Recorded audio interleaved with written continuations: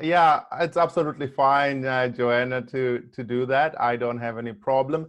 Then you can obviously you should be sharing with your with this group, uh, is what I understand anyway. Yep, Is that right? correct. Yes. Oh, excellent, excellent. Hi, everyone. My name is Buhle Dlamini. Just by show of hands, this is for the ones at least that I can see.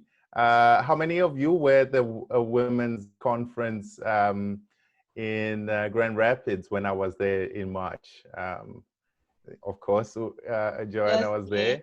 I Uh, think that, just you. yeah, Okay. just me. Yeah, so I have to do the full introduction then, Yes.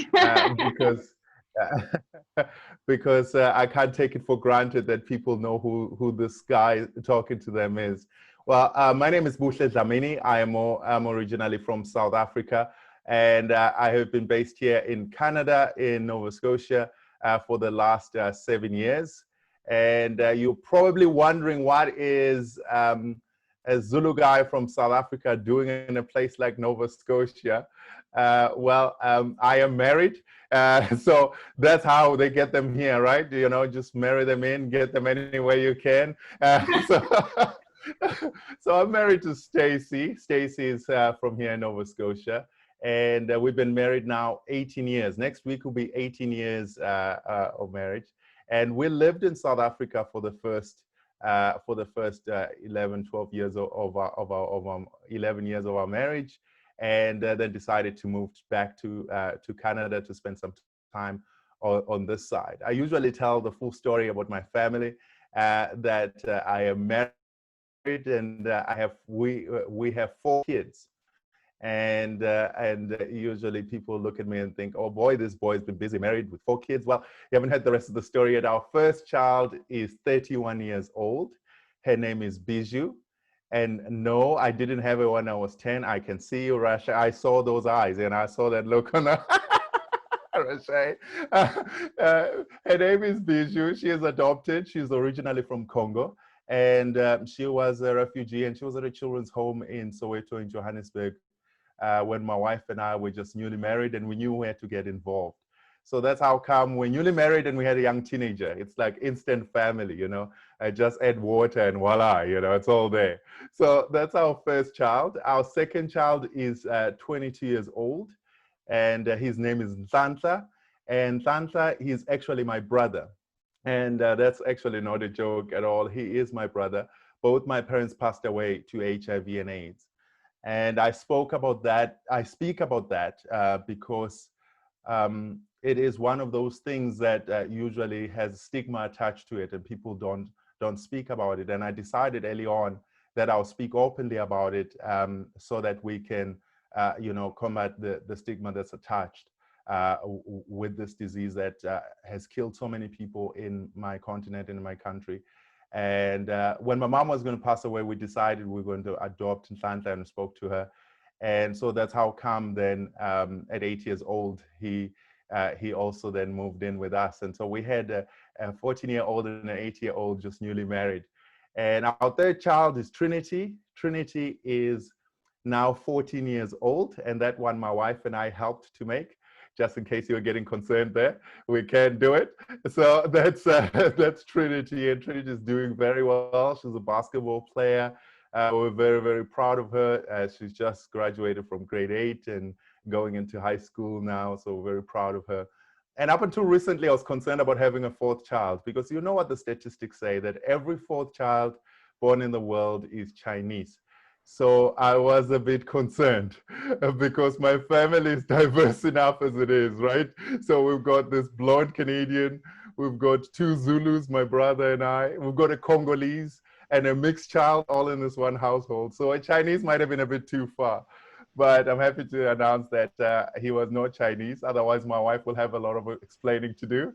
His name is Kaya, and Kaya is now 9 years old, and he's doing very well.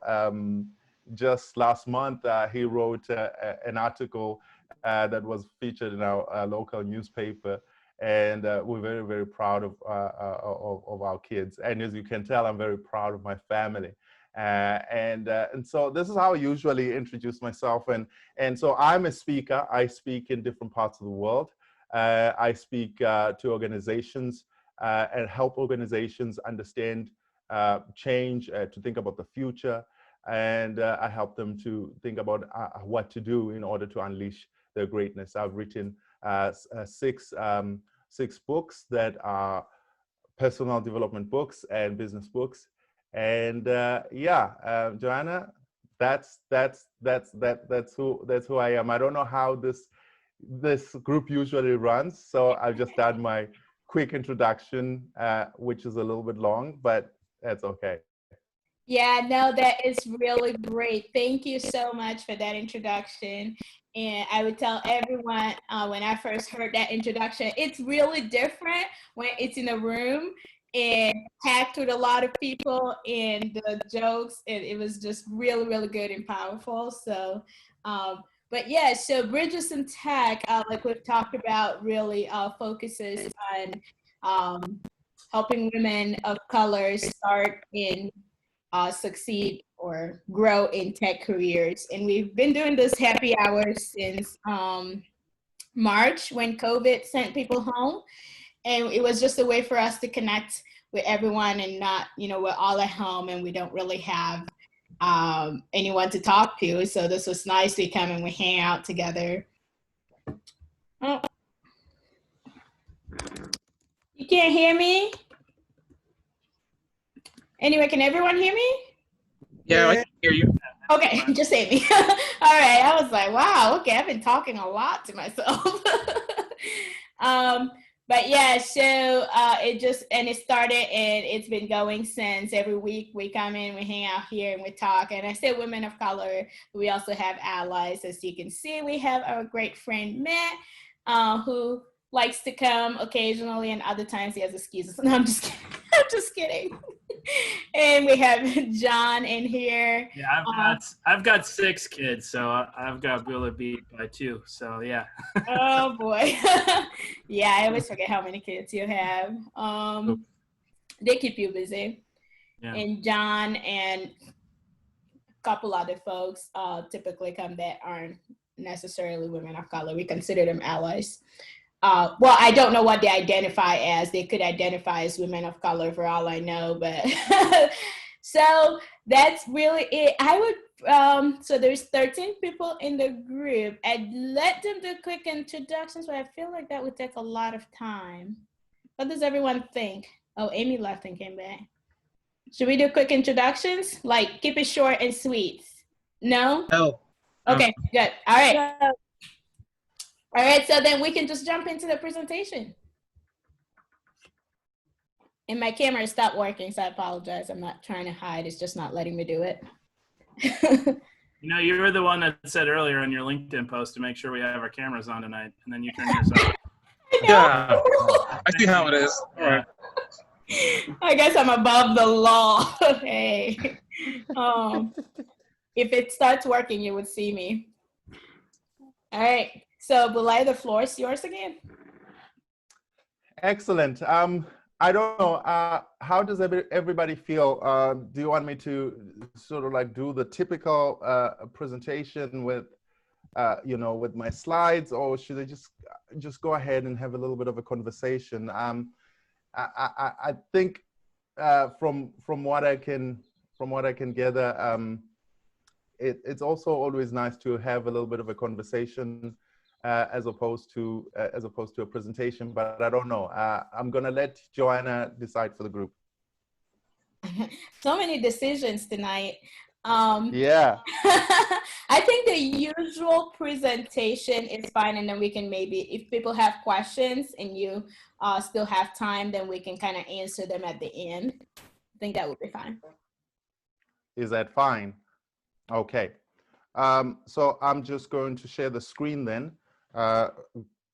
Just quickly, and I'm going to focus really tonight. I'm going to focus on looking at unleashing your greatness, in light of where we're finding ourselves. And so we are finding ourselves in a world that has changed, and we have to sort of like deal with deal with the challenge of COVID, while we also wanting to unleash our greatness as professionals of color in a very, very different world. And I'm sure that many of you now have become used to be doing things this way. This is just one of the things that that we are actually as people in this space, in the training and development space, are also having to quickly get used to doing. So so I'll share with you the screen. Everybody can see the screen? Everybody good? Excellent, excellent. So I spoke a little bit about my family, and usually this is the a little bit earlier. It's a little bit outdated now, and I'm still trying to get everybody together to get the latest photo for the family. What you don't have in terms of my introduction is that last year I became a grandfather. So our oldest daughter had a baby girl, and actually today we were celebrating her first birthday. And I thank you for that. And I'm a very, very proud grandfather. This is what I just take so much joy from our baby Zena that's come into our world. But as we look at unleashing your greatness, let me tell you a little bit about my background. I grew up in an impoverished village in South Africa, in a place called Wahlabisa. I was raised by my grandmother, Umandlela Wakumalo.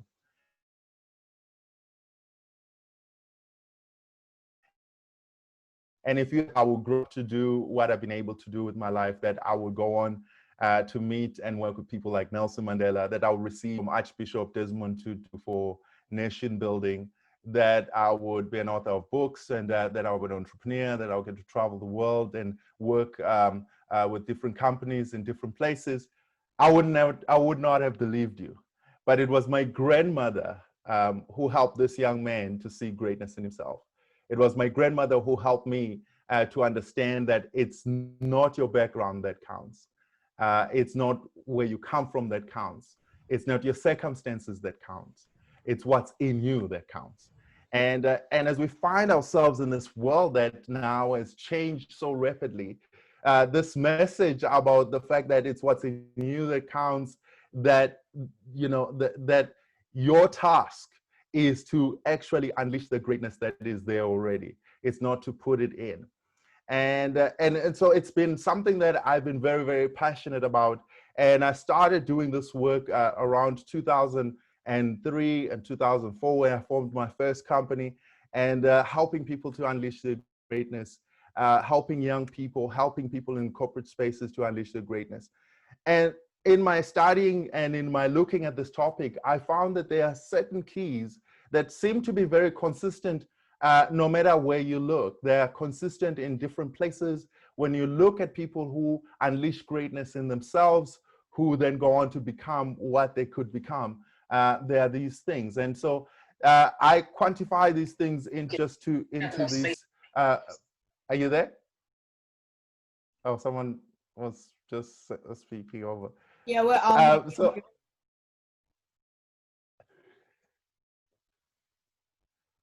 So I've shared these things. I've quantified these things to be these 5 points, that in order for you to unleash your greatness and really become what you can become, it's really about understanding these 5 keys. Is that you need to be who you be, which is about finding your distinction, pursuing excellence, living your values, unleashing a winning attitude, and creating the future. We are finding ourselves in one of the toughest, most disruptive eras in our lifetime. Yes, I know that in the previous generations, they've dealt with pandemics, they've dealt with this kind of a scenario, but this is the first. Many of us, it's completely displaced us. It's completely shaken our world. But for people maybe in tech, you guys seem to be okay. You seem to be taking it in stride and not being too affected by it. But the reality is that everybody that I'm speaking to in different spaces are saying, how do I unleash my greatness? How do I become the person that I can become in a world that's completely disrupted? And I had to think about it, and I was looking as Joanna saw the presentation at the Women's Conference. I had to look and say, do these keys to unleash your greatness still apply in the world that you find ourselves in? The first key that I speak about is that you need to be who you be. And usually I ask people to say this back to me and say, be who you be. And I get these looks of, incredulous looks like, are you crazy? That's wrong English. But what I really love about the phrase, and I picked it up in the States, about 20 years ago, my first time when I traveled to the US, about 21 years ago. And I was in Detroit, and this gentleman just came over to me and said, man, you gotta be who you be, man. An African-American gentleman. And this phrase really caught my attention, that in order for you to unleash your greatness, you need to find your distinction. In other words, you need to be who you be, man, which means that you need to embrace who you are, but then go on to embrace who you can be. And so when I often speak about this, to different audiences, I speak about the fact that too many of us spend a lot of time trying to compare ourselves to others. And I've been seeing this in this period, where everything is upside down right now. And so people are leaving their core competencies. They're leaving the things that make them stand out, things that make them great in who they are. And they're trying all kinds of things because everybody feels like they have to try what everybody else is doing. And I want to challenge you, if you are going to unleash your greatness during this period, be who you be. Continue to do what you're good at. Continue to focus on embracing who you are. What is it that you bring? Here's the challenge. Who you are doesn't have to change. The value that you bring doesn't have to change. What does have to change now in the time that we find ourselves in is how you do what you do. It's how you bring that value. And so it's not about comparing yourself to others, but it's really about finding your distinction. It's about finding that which sets you apart. And it's about asking yourself right now, when everybody is trying to be like everybody else, everybody's trying to do the most popular thing, or everybody's trying to jump onto the bandwagons of what's hot and what's new and what's different. You have to ask yourself, what is it that makes me stand out? What is it that I bring that other people are not bringing to the table? And then focus on that. Focus on being better at being you. Focus on being better at doing what only you can do. I've done this my whole professional career. I found that to be successful, I needed to stop comparing myself to others. I tell the story about how when I was in high school, I won a science project for something that we'd done. I won an award for a science project that we had done, and someone from the education department was going to come to my school and give me an award. And I remember I did not want to go on that stage because of my shoes. Before you get too, too sorry for me, let me just say I wasn't unique in this. The school where I went to, most of the kids didn't even have shoes. And but if you did have shoes, like me, often they would be torn. And I remember my shoes were torn, and I did not want to go on that stage because even though some kids didn't have shoes, the moment you are put on stage for everybody to see, then everybody looks at your weaknesses, at the things that that make you stand out in a negative way. And I remember I didn't want to go on that stage, and I remember going back home and talking to my grandmother. My grandmother said, "What's wrong?" I said, I want something, someone's coming, they're gonna make this big thing at assembly, and I'm gonna be on that stage. And she said, "So why aren't you happy?" I said, "Because of my shoes. I know everyone's gonna laugh at me and everyone's gonna poke fun at me." And my grandmother went and spoke to my grandfather, And he pulled out his special shoes, you know, the ones, those two-toned ones, the ones he used to wear as a young man while he worked in Johannesburg in the big city. He pulled them out and he handed me the shoes, and I tried them on. And you know what was wrong with the shoes? They were a bit too big. And I remember, you know, feeling sorry for myself. And my grandmother jumped, you know, and got some newspapers, started stuffing them onto the shoes, and then said, try them on. And I tried the shoes on, and they fit. And she said, how did they fit? And I was feeling sorry for myself, you know. I was tearing up. I was like, they're okay, Gogo. Gogo is grandma in Zulu. And she saw what was going on. And I was feeling sorry for myself. And right now, it's okay to feel sorry for yourself. I don't know how it is in your industry. I don't know how it is in your company, in your space where you're working. There's a lot of uncertainty out there. There are a lot of people who are not sure what next month is going to look like, whether the companies are going to retain them, whether the contracts that they're working on are going to be carried on.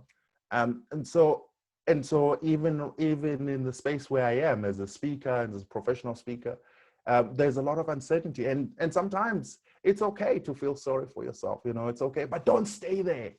Don't stay in that state of feeling sorry for yourself. My grandmother saw what was going on, and she said, you know, stop that. Stop feeling sorry for yourself. Remember that it's you who's going to be on that stage tomorrow, and not all of those people you're comparing yourself to.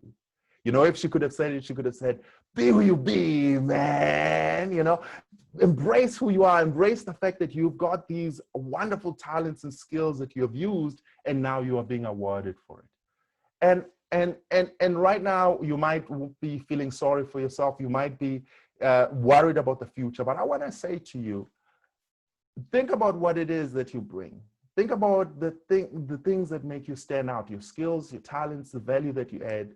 Focus on that. Focus on making sure that you excel even more. I really love Muhammad Ali. And this is what he said. You know, Muhammad Ali, he said, I am the greatest. I said that even before I knew who I was. You know what that tells me? That even before he won one title, he was going around saying, I am the greatest. I am the greatest. This is not about wishful thinking.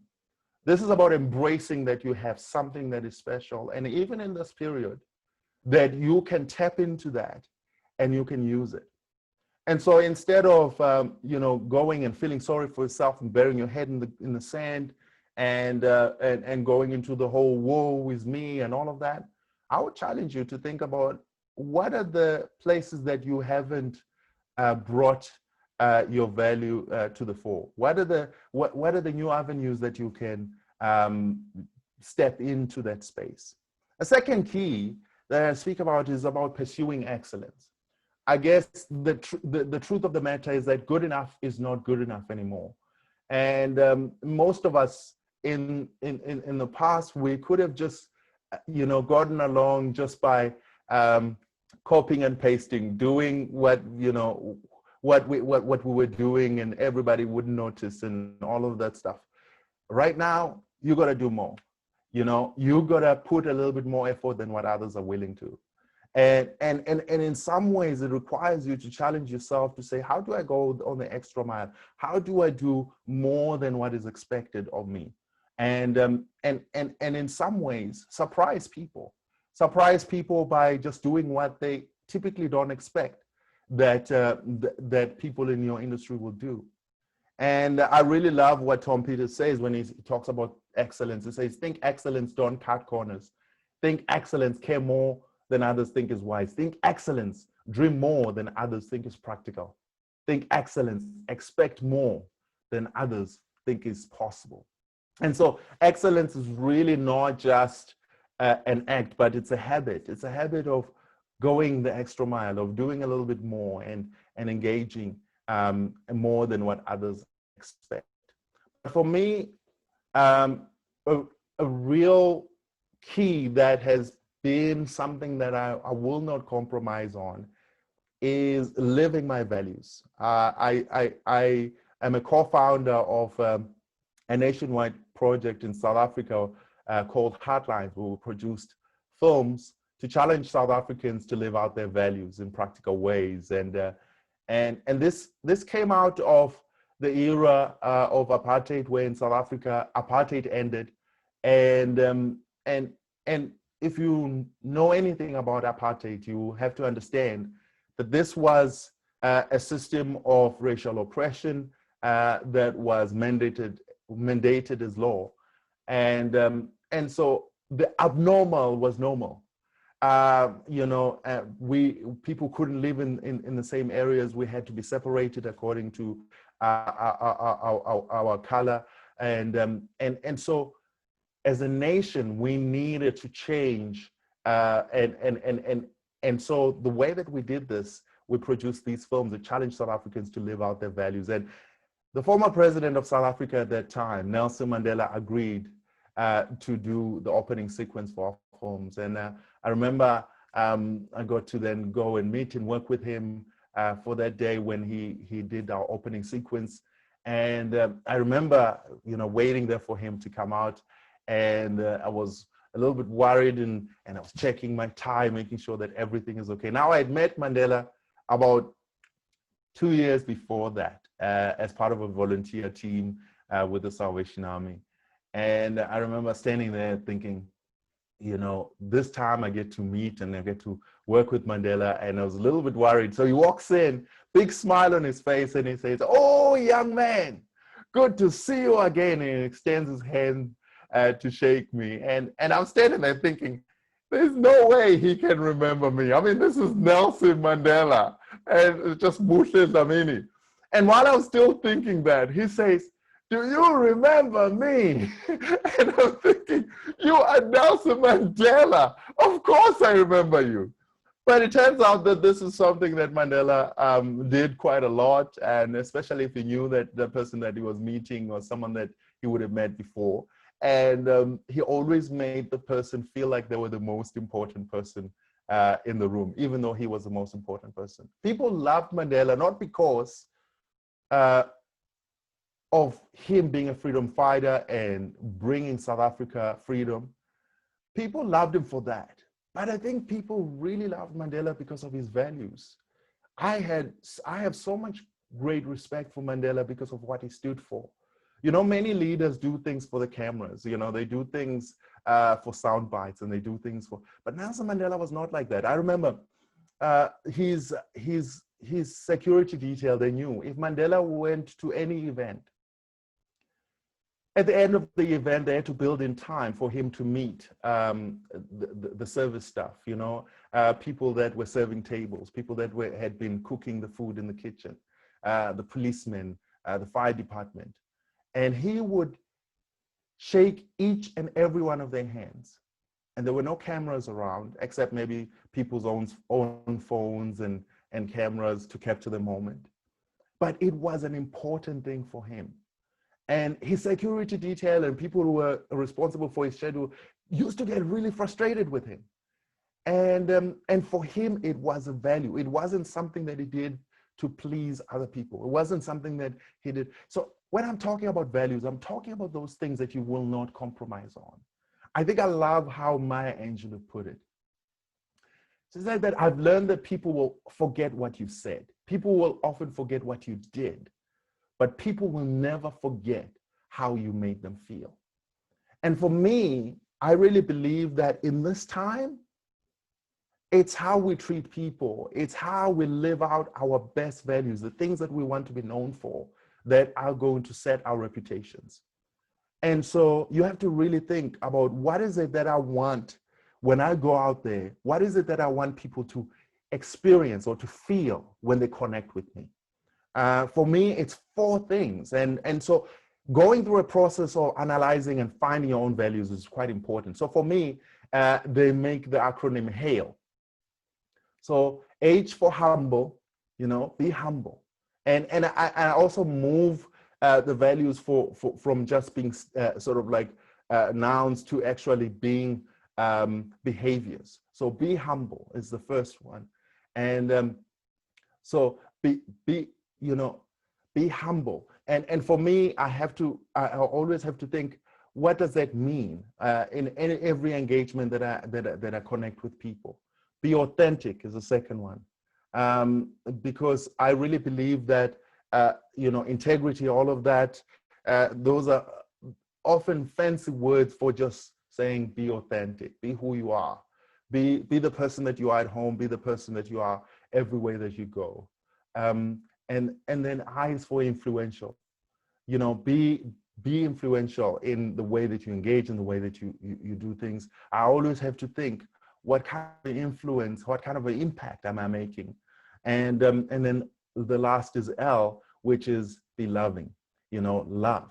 And so for me, those are the values that I live by. And so whatever client I engage with, whatever business engagement that I'm part of, I always think that this is how I want people, when I leave the room, to feel about me. So your reputation is often built on your values.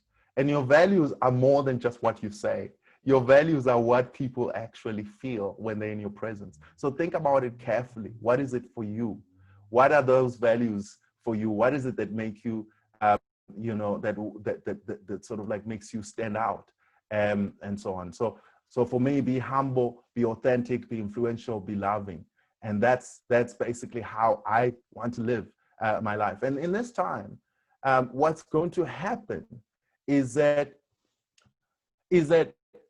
we are going to remember how people treated us during this difficult time. We're going to remember the companies, the banks, the whatever service providers that thought and considered what we're going through during this period. And we'll remember them when we are now in the good times. So think about, what are your values saying about you during this period? And then unleashing a winning attitude. This is really straightforward. Right now, we are facing a difficult, challenging time. And the ones that are going to be able to come out of the challenging time are the ones that choose how they act, how they respond to the challenge that we find ourselves in.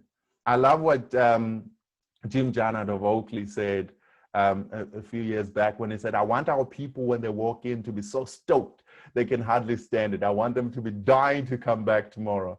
I want them to be desperate to find a place where they can use their particular talents to add to us and make us great. What he's talking about is having passion for what you do.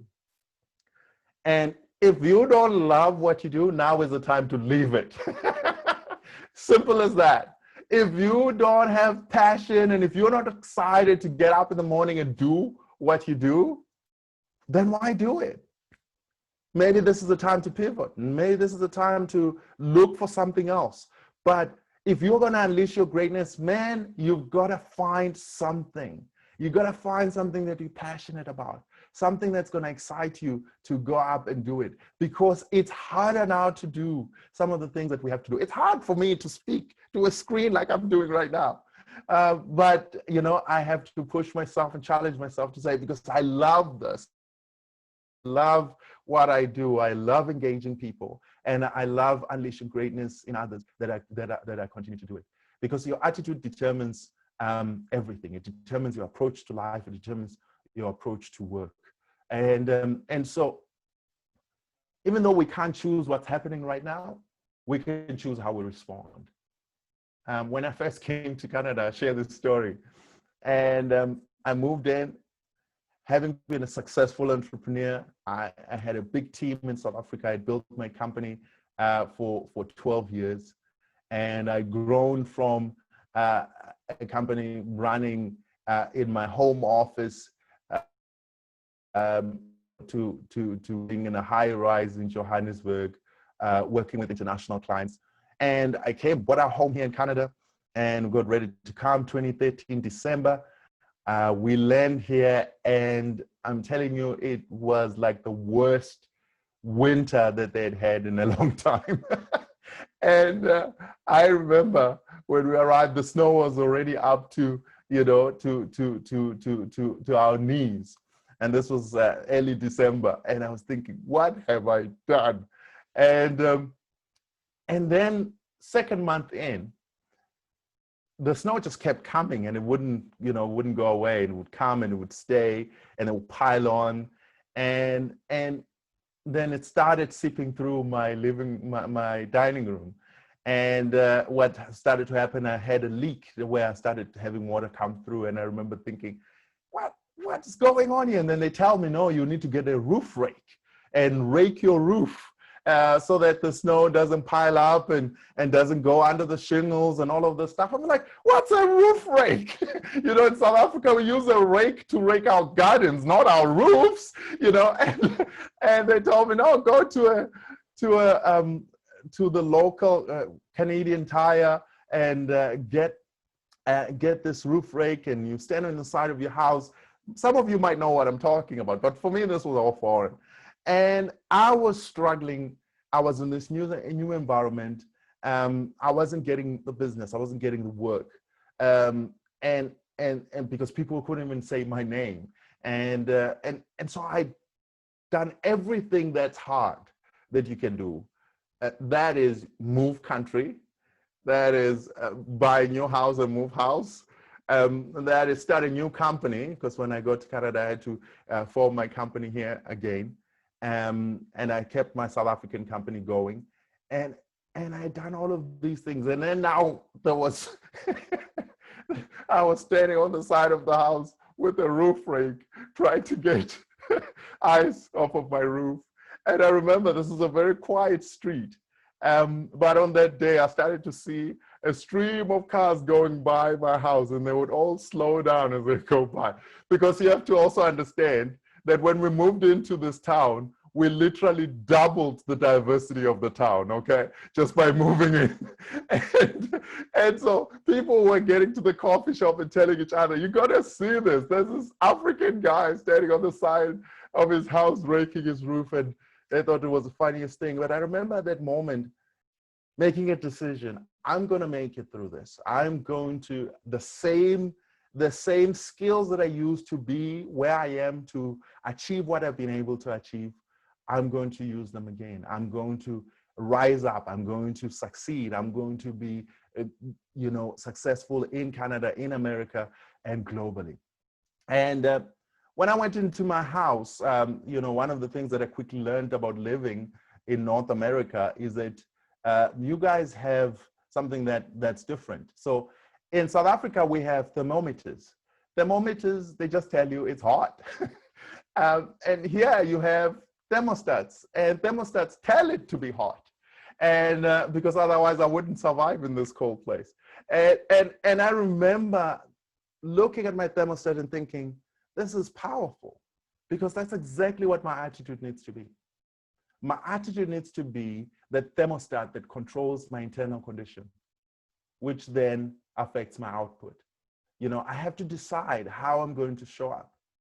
And you might be having to wake up every morning and think, which pair of pajamas I'm going to wear today? Should I wear shoes or should I not wear shoes? Because you're having to work home or whatever the situation you might be going through. You might not be getting as many calls as you used to get. You might not be getting as many jobs or as many contracts as you used to get. But don't let your attitude bring you down to the dumps. Don't let your current circumstance, your current situation sort of like bring you to that level.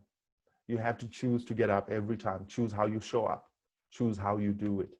And this is what I'm doing even right now, and I'm challenging you to do the same.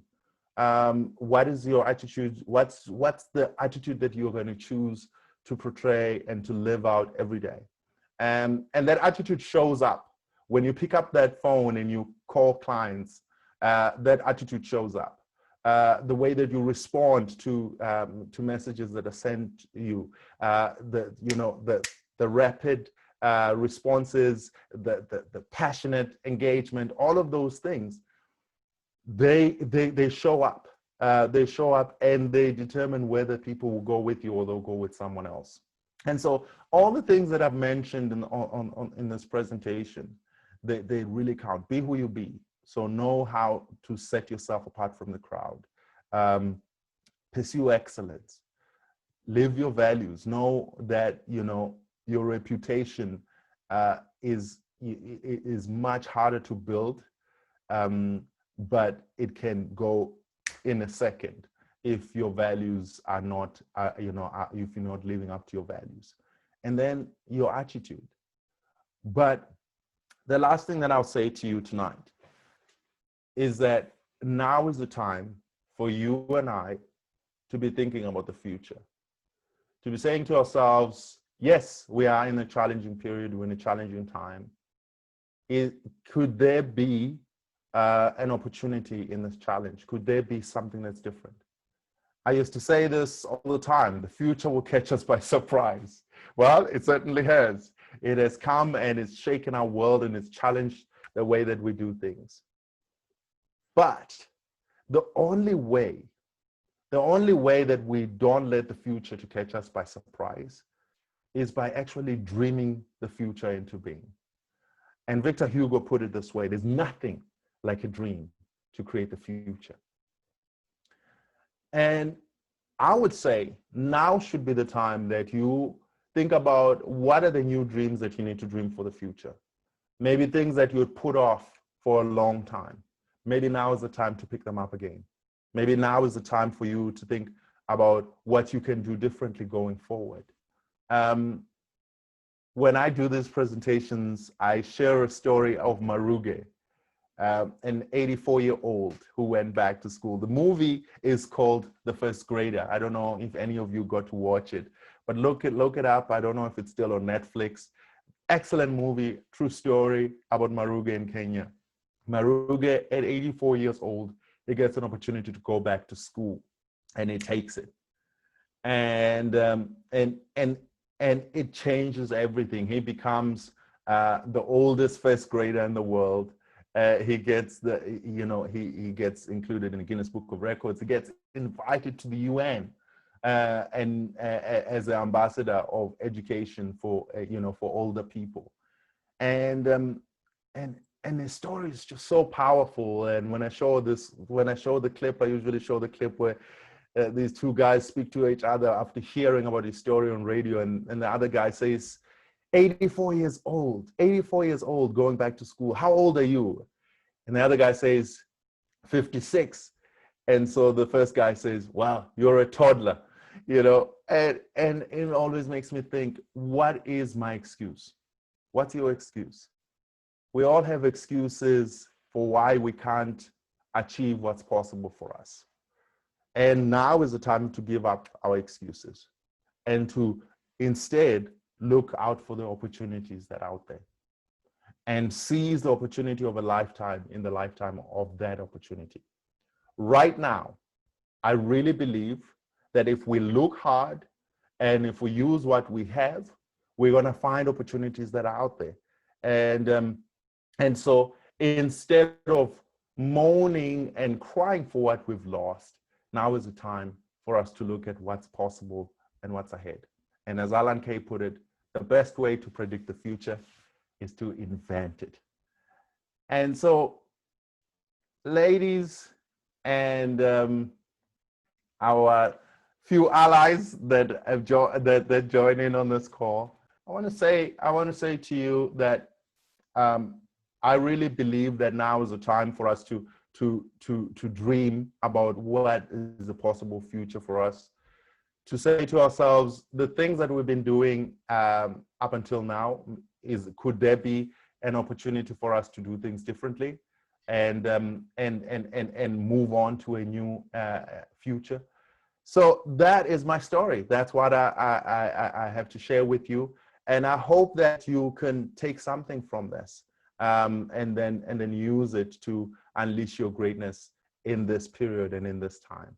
So thank you very much. Over to you, Jana. Oh, I muted everyone, so oh, that was really good. Thank you so much for sharing that. I think that that is something that a lot of people need to hear, and sometimes we just need that extra push, that extra boost of motivation and inspiration And I shared this before with, I think, the group. The first time I heard your message, I was just like, wow, I mean, it's not, and I am a very motivated person myself. So like, I get inspiration from everything, but like after I heard that, I was just like, wow, I need to just do better. Like I could be more. You know, you feel like you've made it, but then you're like, whoa, now that you say that, there's a lot more to do. So I appreciate you taking the time out to come talk to the group. And does anyone have any questions? I don't know. Can you take questions? I know I want to be, okay, good. Yes, I can. I have about 5-10 minutes. Okay, perfect. Anyone have any questions? Feel free to unmute yourself. That way. I have a question. There you go. So how do you know, with us being women and people of color, we oftentimes when we strive to be different, sometimes we don't feel like those around us value that. Where do you find your motivation to maintain that and to make sure that make sure that you are keeping that, if that makes sense? Yeah, that you be who you be. Yes. Yes. How do you maintain that in the world where sometimes you don't always feel valued? Great question. Is it Leah or Leah? Leah. Leah. Great question, Leah. I think this comes with practice. And so it's quite important for you to practice. You know, people have different names for it. People say they talk about self-talk.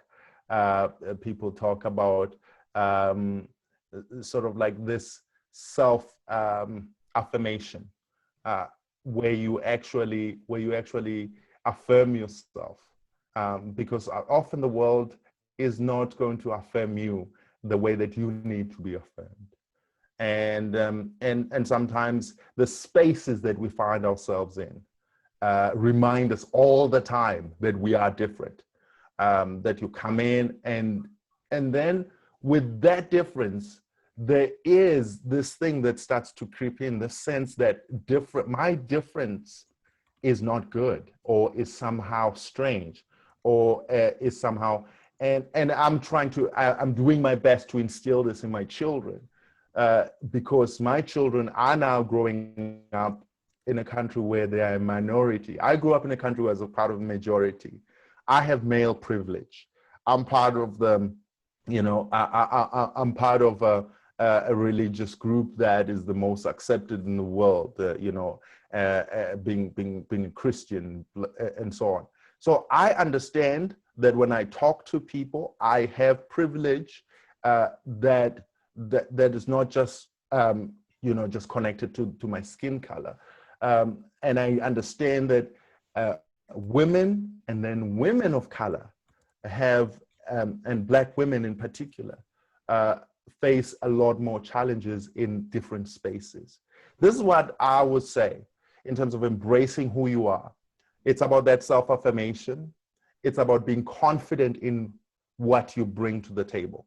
And so when you excel at something, and you know your craft, and you know what you're doing, and you prepare yourself, it's almost like it's this sense of, I've got to show up every single time because I don't have a second chance often.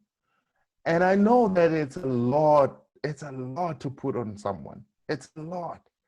But the more you do it, the more you excel, the more confident you become, the more you step into any environment and say, hey, I know who I am. I know what I bring. You either appreciate it and get this, that which I bring, or, I can find other spaces. So this is quite important.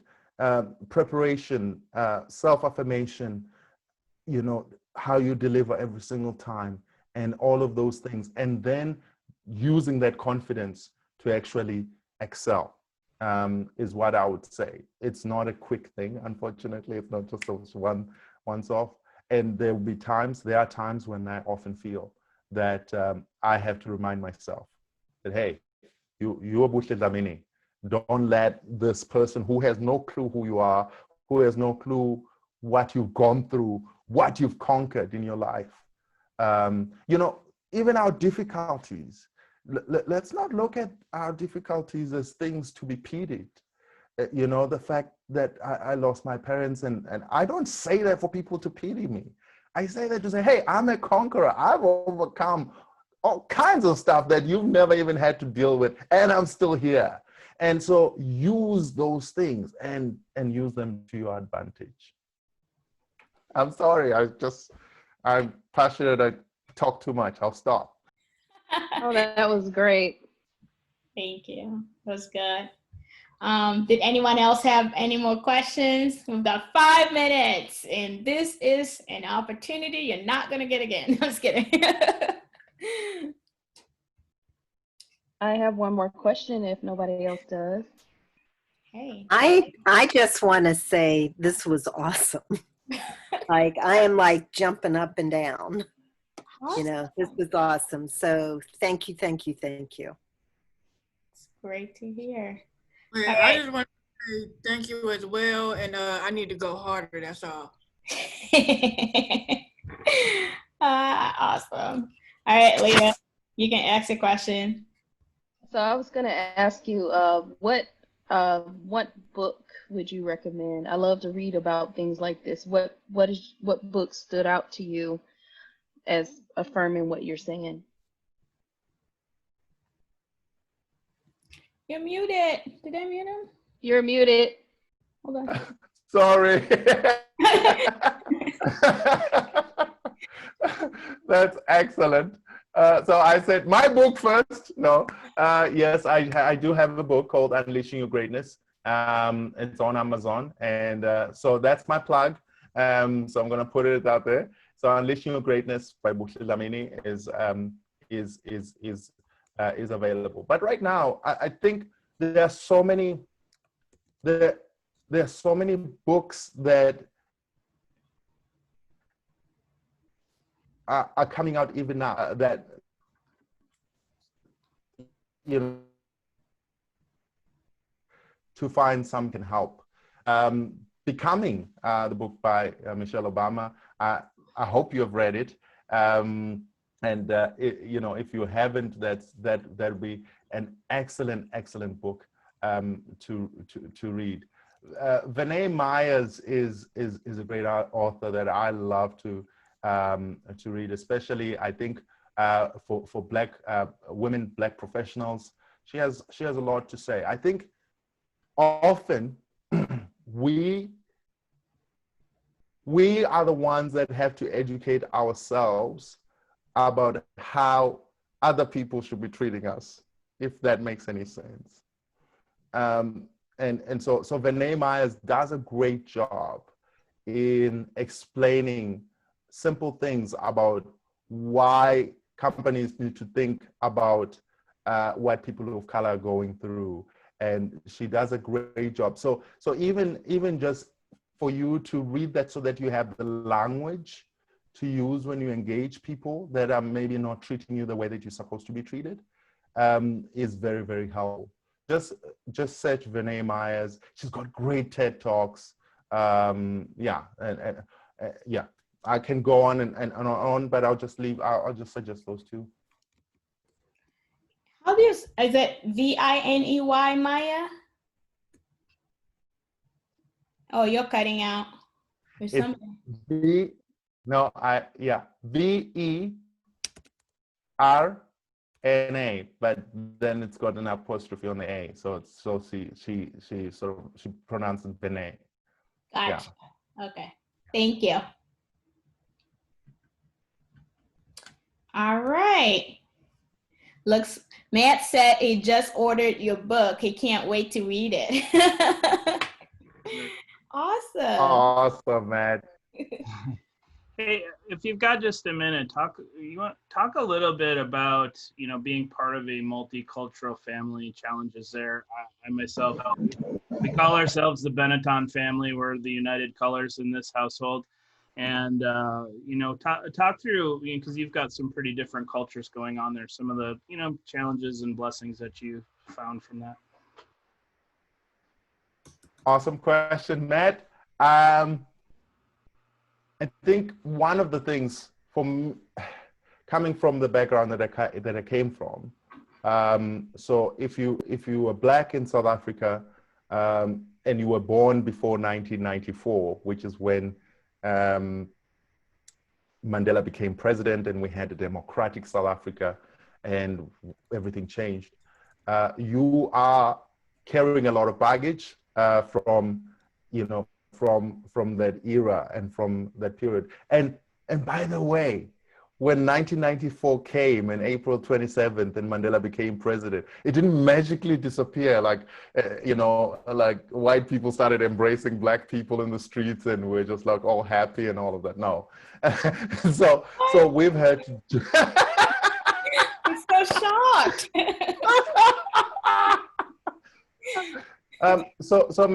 So Matt, like when I married Stacy, and